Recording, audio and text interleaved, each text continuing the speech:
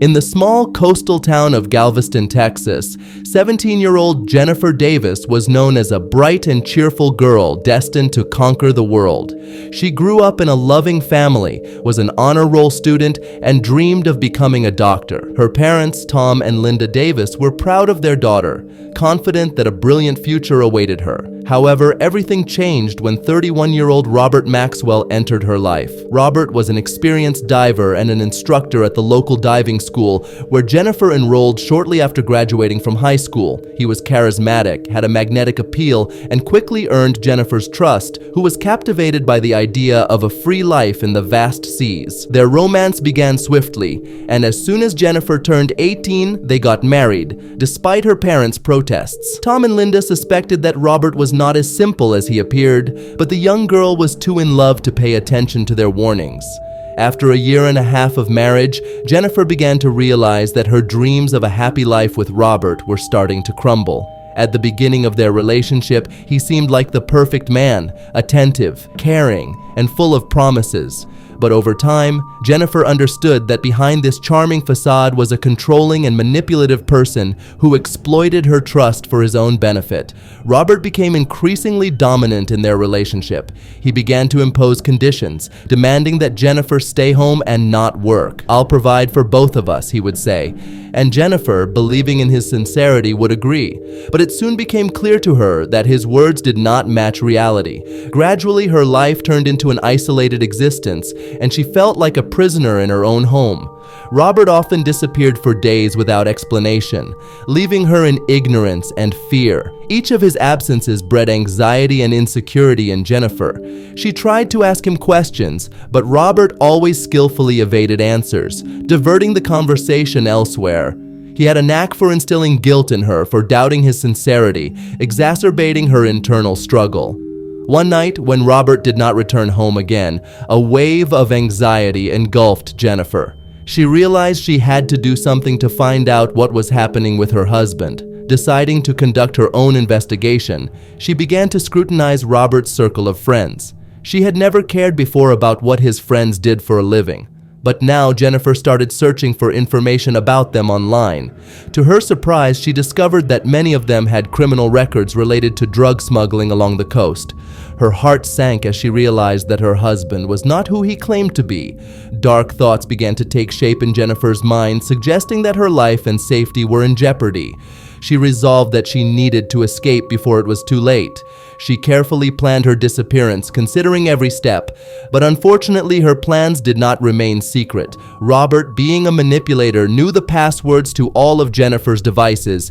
He checked her messages with a friend and learned that she had discovered everything. On the night Jennifer planned to leave, 3 masked men broke into their home. It was a meticulously planned attack intended to stage a robbery that ended in murder. When the men burst into the house, they left chaos in their wake. They overturned furniture, smashed household items, and left traces of their presence everywhere. But Robert remained unharmed. He was bound and gagged like a victim in this grim game. At the moment Jennifer attempted to escape, they caught up with her. She fought desperately for her life, but the odds were against her. They strangled her, leaving her lifeless body in the bedroom. When it was all over, Robert waited for the criminals to finish their work. After they left, he managed to call emergency services, reporting the attack. The police, arriving at the crime scene, found a wrecked home, overturned furniture, and Jennifer's corpse lying on the bedroom floor. Robert told the police a story about how a group of armed men had burst into their home, demanding money, and finding nothing valuable, killed his wife. From the police's perspective, it looked like a brutal robbery with a tragic outcome. However, the details didn't add up. Neighbors nearby did not hear any noise, despite Robert's loud claims that the house had been ransacked. The police found only minor signs of a struggle, which completely contradicted his account of a violent attack. Furthermore, when investigators began examining the scene, they discovered Jennifer's jewelry and her laptop untouched, despite the fact that the criminals were supposedly searching for valuable items. Jennifer's body was sent for examination, where it was determined that her death did not occur at the time of the alleged robbery, but later, which did not match Robert's testimony. Moreover, her smartphone, which had been overlooked by the intruders, showed suspicious data. The last activity was registered at a time when Robert claimed they were both bound. This information cast doubt on his story and raised new questions about his role in this tragedy. The investigation continued, and suspicions about Robert intensified with each new fact. Soon, police discovered that Robert had withdrawn large sums of money from Jennifer's accounts shortly before her death. This fact, along with his involvement in criminal activity, added a new twist to the case, and Robert found himself at the center of the law enforcement's attention. When experts began a detailed analysis of the crime scene, more and more evidence indicated that the robbery was a carefully planned setup. There were no signs of forced entry, and it turned out that the doors of the house were locked from the inside. This led the police to believe that the criminals either had access to the keys or were acting on the instructions of someone inside the house. Robert Maxwell, despite appearing to be a victim, was increasingly becoming the central figure of suspicion. Investigators began comparing Robert's statements with the facts they uncovered. His account was full of inconsistencies. He claimed he had been tied up immediately after the attack, but there were no marks on his wrists indicative of prolonged restraint. The thin rope he supposedly had been bound with appeared too weak to restrain an adult man. Experts noted that the knots on the rope were tied in such a way that they could easily be undone with one hand. This contradicted his claims of being completely immobilized. Simultaneously, the police continued to gather evidence that could confirm or refute the version of the criminals breaking into the house. Neighbors had seen nothing suspicious on the night of the incident. Surveillance cameras in the area had not captured the approach of any outsiders to the house. Moreover, video footage from one of the nearest cameras, which should have been destroyed by the criminals, remained intact. This meant that Robert either turned it off himself before the attack or simply lied about its destruction. A key piece of evidence was the data from Jennifer's fitness tracker, which showed a sharp spike in physical activity an hour before her death. During this time, Robert claimed that they were both tied up and unable to move. However, the tracker recorded active movements by Jennifer, indicating a possible attempt to escape or fight back. Additionally, experts determined the exact time of her death, which did not align with the time claimed by Robert. Investigators began to look into the couple's financial situation. They discovered that Robert had taken out a life insurance policy on Jennifer several months prior to the incident, with a substantial payout in the event of her death. This seemed suspicious, especially given his financial troubles. His diving business had long ceased to be profitable, and he had been forced to take out loans to cover debts.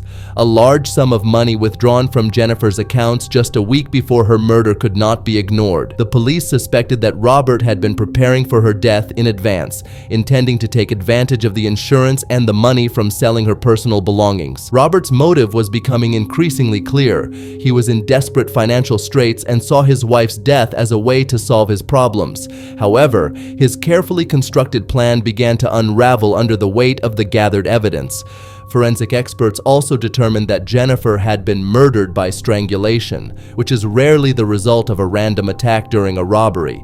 The fact that her murder was committed so quietly and without the use of a weapon indicated that it was a premeditated crime carried out by someone who had access to the home and was close enough to the victim not to arouse her suspicions.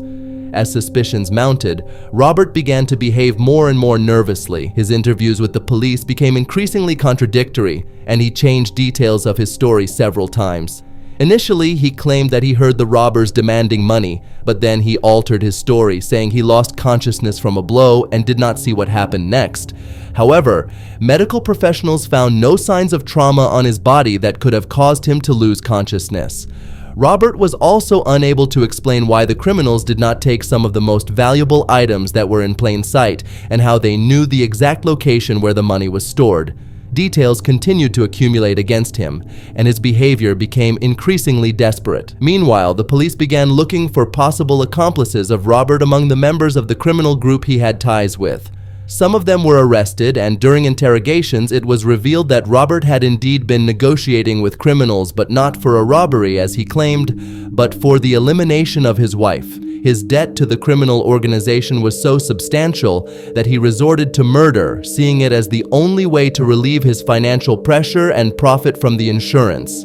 As these new details came to light, Robert was arrested. His cold calmness turned into panic, and he began cooperating with the investigation in an attempt to reduce his punishment. He confessed that he had planned Jennifer's murder in advance and had arranged for the criminals to stage a robbery, but everything went wrong. When Robert Maxwell finally realized that his carefully planned scheme was falling apart, he agreed to a deal with the prosecution. Despite his attempts to maintain composure, his nervous behavior and numerous inconsistencies in his statements ultimately convinced investigators of his guilt.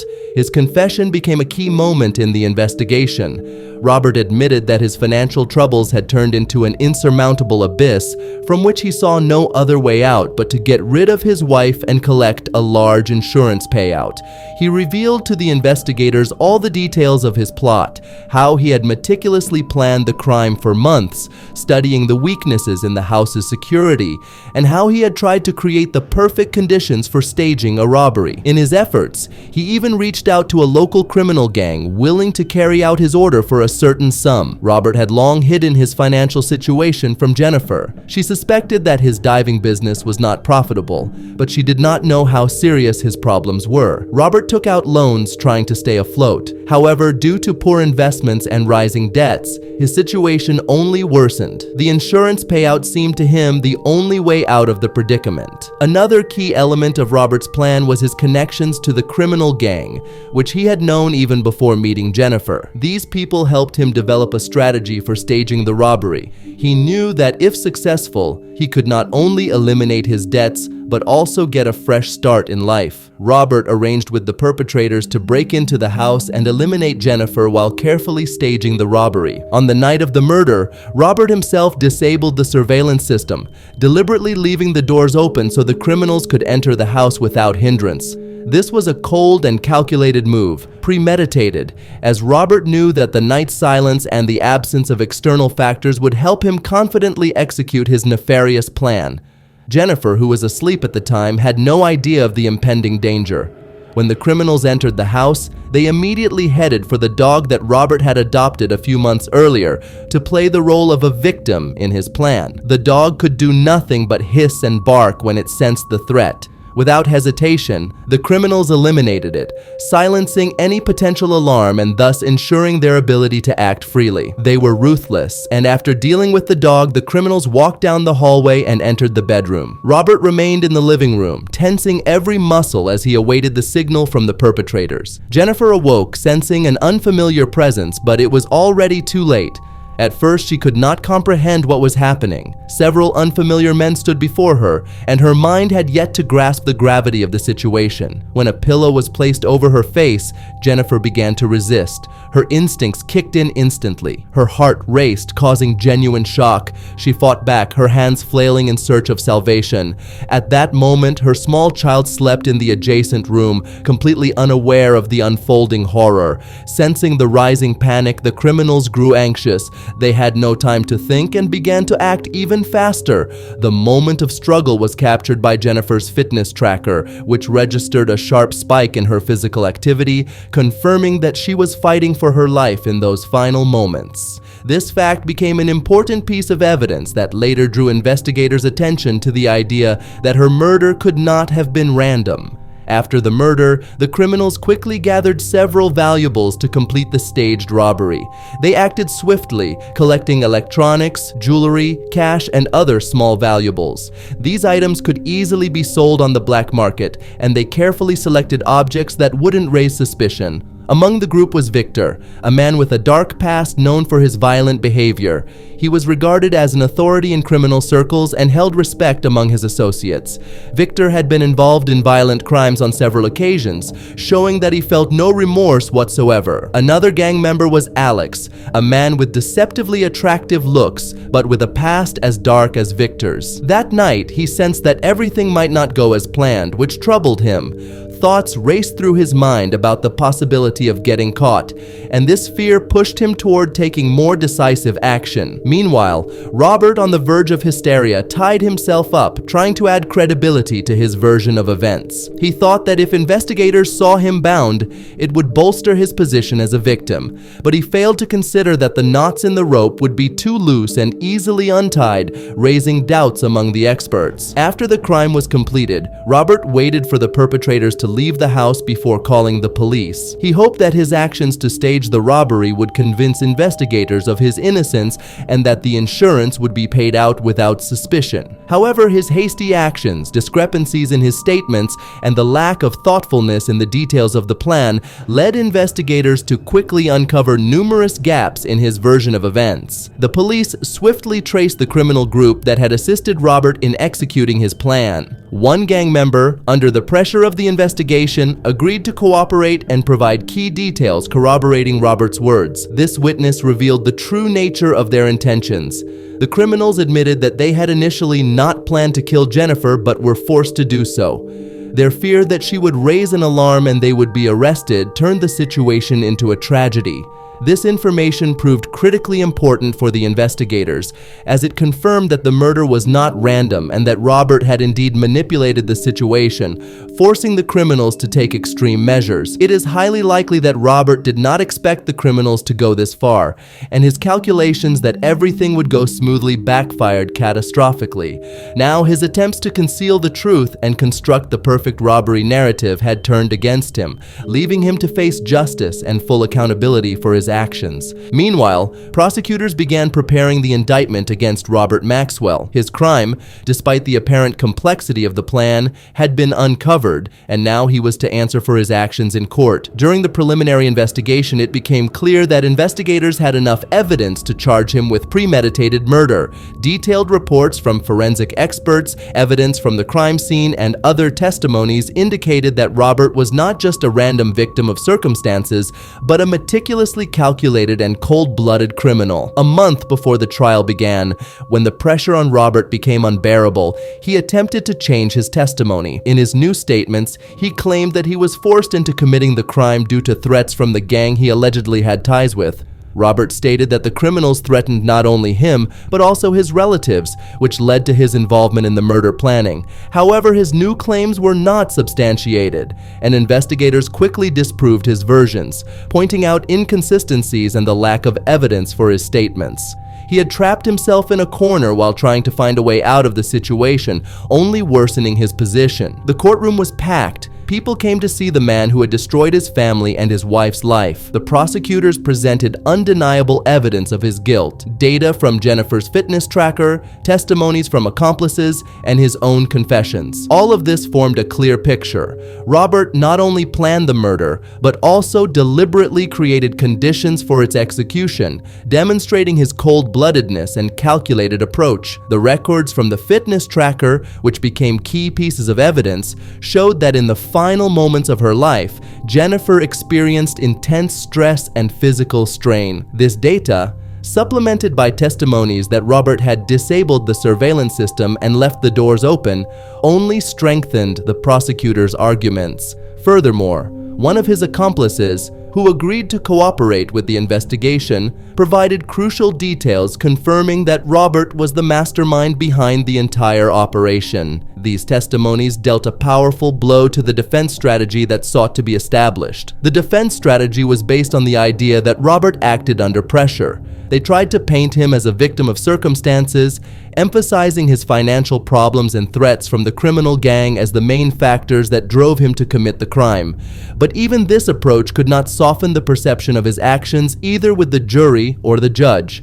However, the prosecutors, relying on strong evidence and testimonies, easily dismantled these arguments. They painted a chilling portrait of Robert. He was the one who devised the strategy, the one who calculated every detail of his plan, the one who plotted all this with a singular goal: getting rid of his wife and reaping the benefits. The trial of Robert Maxwell reached its concluding stage. On the day of the verdict, the atmosphere in the courtroom was tense.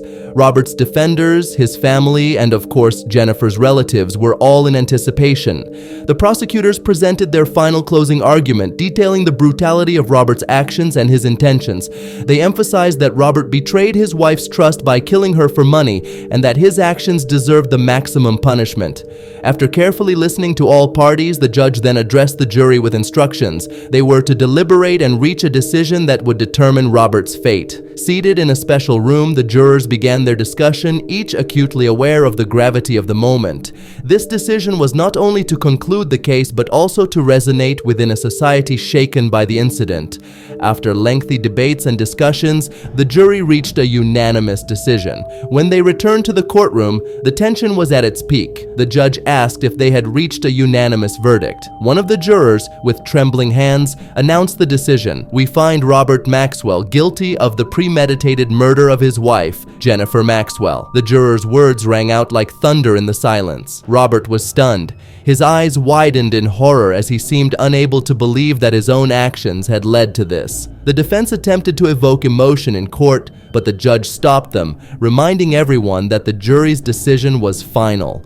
After Robert was found guilty, the next phase of the trial commenced: sentencing. The prosecutors requested the maximum sentence, while the defense insisted on mitigating circumstances, stressing that Robert had become a victim of complicated circumstances. However, this did not leave a lasting impression on the judge. The judge delivered his final remarks, underscoring the brutality and betrayal exhibited by Robert. He noted that not only Jennifer but also their child had become victims of his selfish actions. The judge stated that such individuals needed to be isolated from society to prevent similar tragedies in the future. Ultimately, Robert Maxwell was sentenced to 25 years in prison without the possibility of parole. After the verdict was announced, many in the courtroom could not hold back their tears. Following his conviction, based on the evidence presented, law enforcement continued to investigate his connections with the criminal gang. This led to a new wave of cases, resulting in the arrest of several other gang members, confirming that Robert acted as part of a premeditated scheme. While Robert served his sentence, his children remained with Jennifer's relatives.